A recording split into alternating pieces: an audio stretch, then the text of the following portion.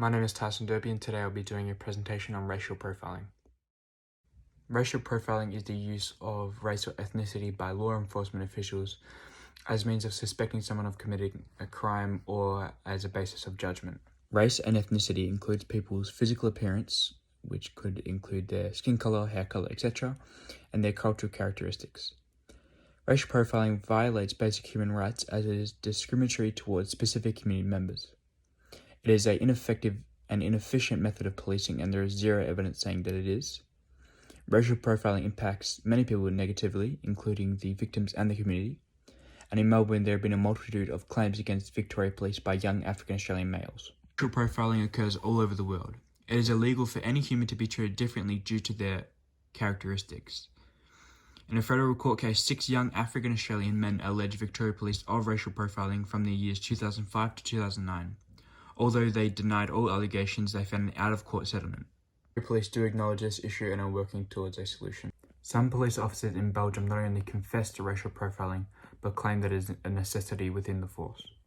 The local Belgian police force was interviewed on the basis of racial profiling, and even though an officer was quoted as saying, "I'm doing ethnic profiling, it's true, but I do not see how I could do my job otherwise," half of the officers interviewed claimed that the use of racial profiling by local Belgian police forces was a problem. Unsurprisingly, many of the youths discriminated against in Belgium are of African appearance. Profiling has an impact on many people, especially the victims. The treatment of young African men by Victoria Police has caused outrage.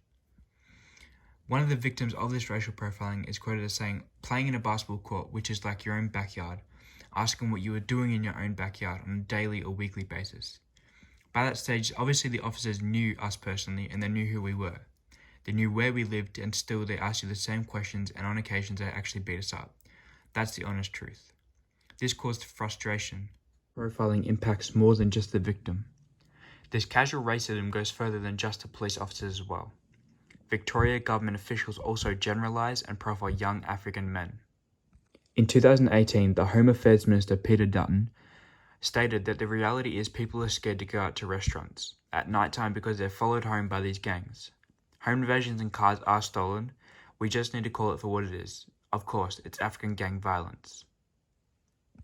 Even though Peter Dutton said this, crime in the state had decreased by 4.8% in the previous 12 months. And in the previous decade, youth crime had actually fallen by 12%. The Police Accountability Project says misguided and inaccurate associations between ethnicity and crime are leading directly to increasing forms of discrimination, including employment discrimination, racial profiling, hate-motivated violence, and has well-established psychological harms and social exclusion impacts upon the community itself.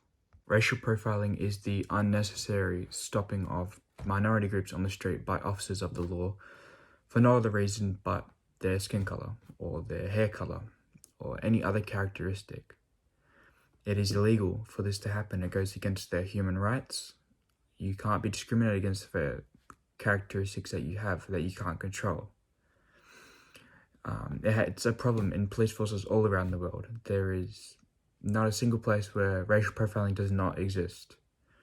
In Melbourne, it is specifically against young African males who are getting detained and searched and are judged purely because they are African. It has a very negative impact on everyone, on the community, on the victims. And it's something that Victoria Police does need to look into. Thank you for listening and watching my presentation.